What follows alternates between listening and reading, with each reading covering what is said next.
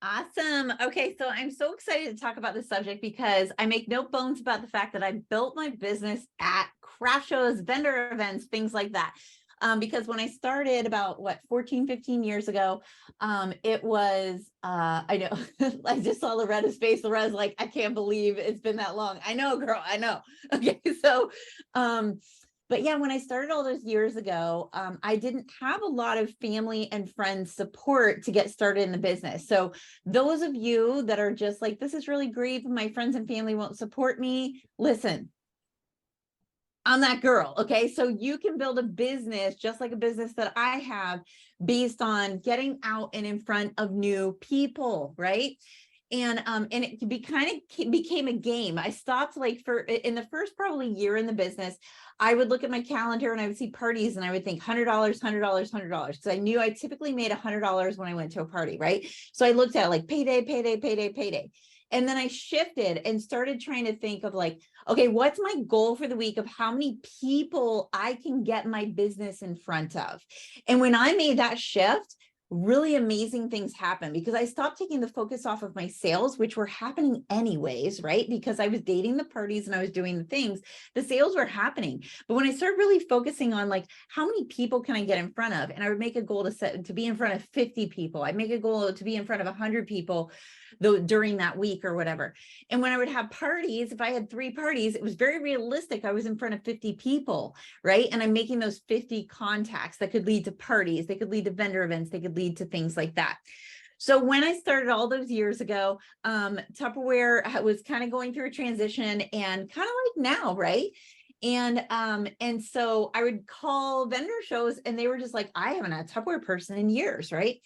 And so if you're experiencing that, yay. And if you're not, if you're like every place I call has a Tupperware person already, or if you're thinking even like in the last year, all the places I've called has Tupperware person, listen, just because it didn't work this time doesn't mean it won't work next time. So always keep those people on your list so you can call back next year because that person that was in there might not be in there. So always make that list of people that you could potentially contact about vendor shows and things like that. So as you're calling vendor shows, again, I've talked about this before. The first thing you want to ask when you call a vendor show is, do you already have a Tupperware person? Do you already have a Tupperware person? Because if there's already someone in there, do not waste your time and do not waste this other Tupperware person's time by you showing up and cutting the results in half. Okay. So always ask if there's a Tupperware person there. If there is, bow out. There will be another opportunity for you. I promise if you keep making these phone calls and you keep reaching out. So always ask that, right? And so as you're calling vendor events and you're asking about getting in, if you're getting roadblocks and you're like, people, I already have somebody, we have somebody, create your own vendor event. Your goal is to get in front of people. So whether you can find a online vendor event, like a Facebook type of a vendor event, right? A virtual one, that's great. But if you're, again, getting shut out of those things, why can't you run your own vendor event? When I first got started all those years ago, not only did I start running into roadblocks of people like being closed out of events because they already had a Tupperware person, which is great for them, not so great for me, right? What I found was a lot of other vendors, such as Pampered Chef and all these other direct sales companies, were getting shut out of those events too. But you know what they did? They would band together and they would create their own vendor events. They would host a vendor event in the home, right? So like, for example, I could open my home. I could invite 3 or 4 other vendors to my home and say, hey, invite your customers, come to my house, set up, let's, make something of this night.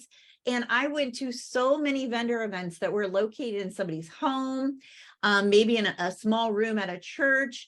A lot of times they were community rooms at apartment buildings and things like that. They were smaller events, but they were just all of these direct salespersons clumped together trying to kind of build their business, right? And so again, I concentrated on how many contacts can I get out of that. Sometimes I left with 10, sometimes I left with 30, sometimes I left with 2, sometimes I left with 3. You just don't know. But all it takes is one, right? One really great contact, one really great party, one really great recruit lead. And so one really great event, right? And so definitely reach out, try and create these events for yourself. Reach out to other vendors and be like, what shows are you doing? When you work a vendor event, walk around the room. Hey, what other shows are you into? Sometimes vendors actually have them printed up and you can grab that and start calling those events that this other vendor is at. So there's lots of networking that can be done at those events. But the other thing is you can call local boutiques, right? We have here where I live, we have this great front street that has like amazing small businesses. And I know that at any time I could go into those and I could be like, hey, can I set up a table? Can we do a cross promotion? Can we do this? Can I offer a raffle in your store? A lot of times hair salons will allow you to do a raffle in their store and have like a lead box, right? And be like, hey, have people enter into my drawing and you can get leads that way. So there's so many different ways. And so I really encourage you, if you're feeling discouraged by like, I'm not getting business for my VIP group. I'm not getting into vendor shows. I need to get in front of more people. When there's a will, there's a way. So just when you come up against a no, that is not a no forever. You know, we talk about when you ask somebody, is that no not now or is that no forever? When you come up against a no, when you come up against roadblocks in your business, that is not forever, I promise you. And you could try the same thing again in 3 months and get raging success. So just because you tried something and it didn't work right now, doesn't mean it will not work forever. So never close the door on that. I learned long time ago, never say never. And I remember hearing people say that when I was younger.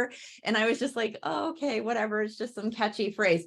But you know what? Anytime I have actually in my life said a never statement, it always came back to bite me, right? I would say something like, I would never do this, right? And then fast forward 5 years, 10 years, and here I am, that lady doing that very same thing I said I would never do, right? So never say never.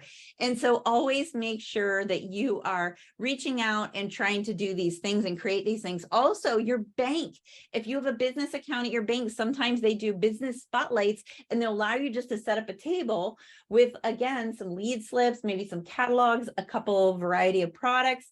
I've done fundraisers in the schools and they allow me to set up a display in one of their little like glass enclosure things, right? And so I was able to go in and set up a display in there of all the Tupperware things that people could do for that fundraiser. So you always want to look for those opportunities to be able to do that. Talk to friends and family, put it on Facebook. Okay, making a post on Facebook is kind of like throwing stuff on the wall and seeing what sticks. However, you never know what might stick. So, you can always, make a post on Facebook and be like, hey, I'm looking for vendor events to promote my business. Does anybody know of anything? Because I guarantee you probably have at least 3 dozen people in your friends and family list on Facebook that either are in a direct sales company, they have their own little business that they're promoting. Maybe they have a brick and mortar business they're promoting, or they know somebody that has a small business that would be willing to let you come in. All right. So when there is a will, find a way, right? If you're wanting to grow your business, now there is no better time of the year than right now. And so leave no stone unturned. Reach out to these businesses, do these kind of things. And offer a donation, right? Offer a donation to a group. And when groups, and flip that script on them. How many of you have had people contact you and be like, I'm looking for a donation. I'm doing this, Relay for Life thing, and be like, yeah, I'm happy to give you a donation. Can I come to one of your Relay for Life gatherings and talk for 5 minutes about my business, 5 minutes about the products? Can I do that? Don't be afraid to ask for those things. I was just talking to Kevin today, and he was talking about like people, because he does DIY, right? And so, is that DIY? No, DWI. He does not do it herself. Okay. So, but anyways, he does, he has his persona of DWI. And so people will book him in for events to come as DWI to MC for the night, right? So these events that booked him, he said, hey, can I start a link and do a fundraiser for this event? And I was like, kudos for you for taking it one step further and saying, when somebody asks you for a donation of your time, of your product, of anything like that, to take it one step further and say, hey, can I take 10 minutes, 5 minutes and talk about my business? And I'll open up a link. Any orders that come in through this link, I will give blah back to you. It could be the host credit, it could be whatever. And so so yeah, that's a great opportunity for you to be able to turn something like that, where people are coming to you for a handout, right? They're coming to you for that donation, and turn that into potential future business. So there's so many opportunities this time of year. So I encourage you to take advantage of them and share with people when you have a big win like that, and you find a vendor event or you create a vendor event and you have an experience. Share it here at Champion. That's a great share the shine, and be like, hey, somebody contacted me and they wanted me to do this, and I pitched them this and they said yes.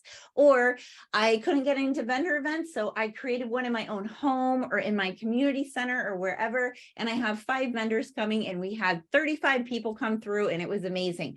Share those type of successes, because those successes, I'm telling you, when you do them consistency, are the foundation of what could be an amazing business that you could build, just like the organization that I have built. So